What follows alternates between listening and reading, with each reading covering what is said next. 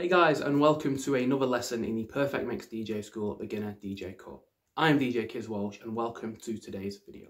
So today we're going to be studying the structure of music.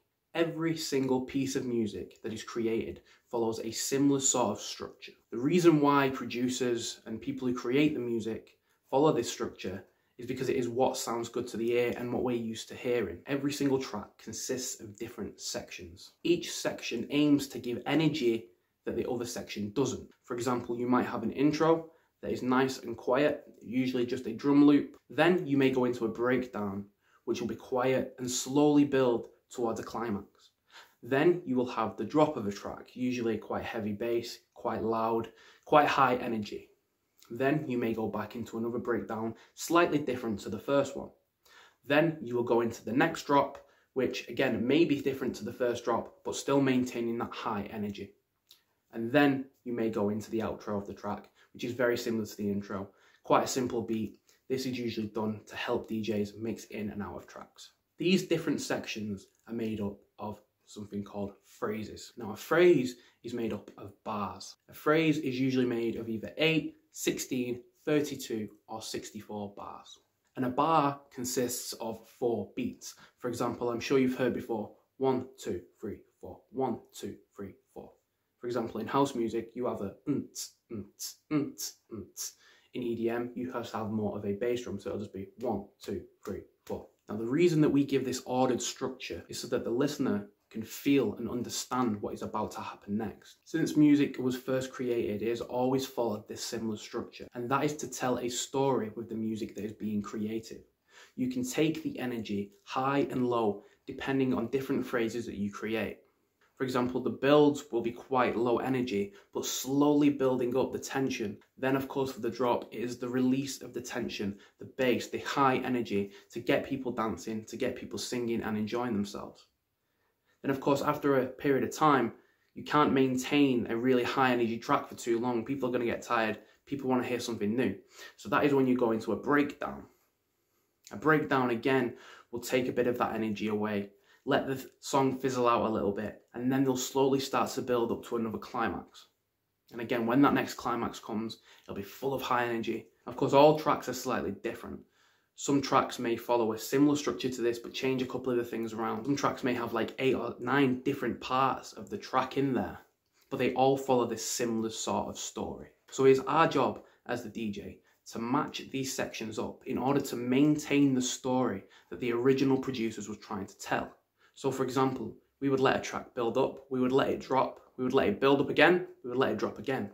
And then as the outro is coming in, we will mix the intro of the next track so that by the time the outro is finished, the intro of the track we're mixing in next has also finished, and that we can then go into the next build. So it's constantly a fluid motion of going up and down in energy. And this is how you tell a story with your set. You take the stories that people have already made, spent hours making in the studio, and you just mix them perfectly in time so that one part of the song can mix fluidly into another part of the song. For example, you never want to mix 4 drops in a row. You wouldn't just go drop, drop, drop, drop. You go drop, break, drop, break. And you do this so you can control the energy of the people listening and the dance floor. So for example, what you'd want to do is once a drop is about to finish and it's about to go into the breakdown, you want to introduce another track that's about to break down, and then you can mix that into the new track and let that drop instead. And that is how you would transition from one track into another while maintaining the story that the tracks are trying to tell. This is known as mixing in phrase. Mixing in phrase is the golden rule of DJing. It's probably the most important thing when it comes to DJing. Because if you mix out a phrase, it will not sound good to the ear and it will break the rhythm of the dance floor. Doing things out of time sounds unprofessional, and it also shows that you're an inexperienced DJ. Every single DJ in the world mixes in phrase. Is the underlying and most important thing when it comes to doing a DJ mix. So lining up phrases of tracks and doing your transitions when they both hit the same sort of phrase is the most common thing to do, and it's what works best. So it is just important to know. It's important to follow the phrases the tracks have tried to create. But don't worry too much at the moment about mixing in phrase. We will have a future lesson showing you exactly how to mix in phrase using a controller and giving demonstrations about exactly where you should choose to mix. But for now, it is important to understand exactly why we should mix in phrase. And that, of course, is to tell a story with our sets. It's to maintain and control the energy that we are creating with the music that we are mixing. Now, as I said earlier, every single phrase is made up of bars, and every single bar is made up of beats.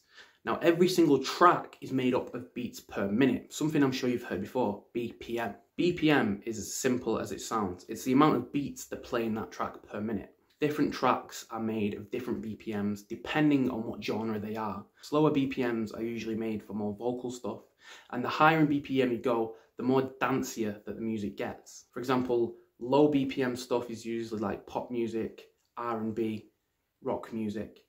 Then the higher you go, you start to get into like house, and then the higher you go, you start getting into some like dubstep and some trap. You go even higher, you'll get into some drum and bass. Of course, it's important to know when you're a DJ, it's your job to match up these BPMs by either slowing one track down or speeding another up. You do this, of course, by using your tempo adjust on your DJ equipment. So let's say you have one track that is 100 BPM and you have another track that is 140 BPM. Your challenge is to mix these two tracks together. So what do? Well, basically you take the one track that's 100 BPM and you speed that up to 120. And then you take the other track that's 140 and you pull that down to 120. And now you have two tracks that are 120 BPM. Now this means that you can play both of the tracks at the same time and it won't sound bad. Because if you're playing two tracks that are the same beats per minute at the same time, it won't sound good to the ear. You'll be able to hear beats that shouldn't be playing and it won't be in time. Now, don't worry too much about beat matching because we will be breaking that down on the controller with a full live demonstration in a future lesson. But it is important to have an understanding of exactly what beats per minute are and the structure of music. So the main things to take away from this lesson is the importance of phrasing and how to mix with that phrasing. Let's say you're a beginner DJ and you don't really have that many creative techniques available to you yet. You haven't really learned any.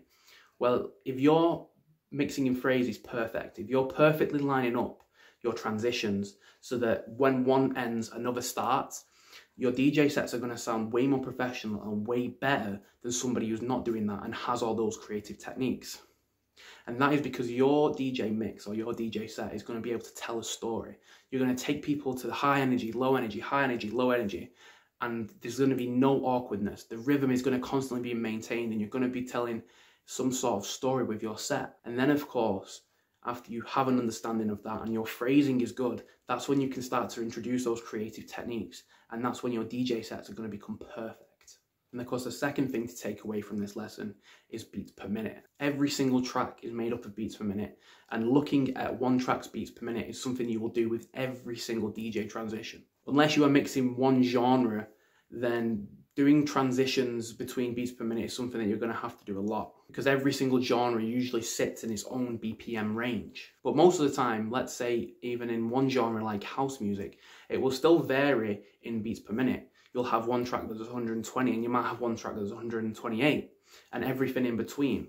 Of course, when you are mixing one genre, it's a lot easier to slow the music down, speed the music up because you don't have to do it by much. When you're speeding music up really high, let's say you're taking a track from 100 BPM to 140, that track is going to sound a lot different. So when we are mixing, we don't really want to go too far away from the original BPM. So there we have it, guys. That is the structure of music. We have beats per minute and we have different phrases. Understanding exactly what is inside the music is going to allow you to have better DJ mixes and it's going to make you sound a lot more professional. So there you have it, guys. That concludes this lesson about the structure of music.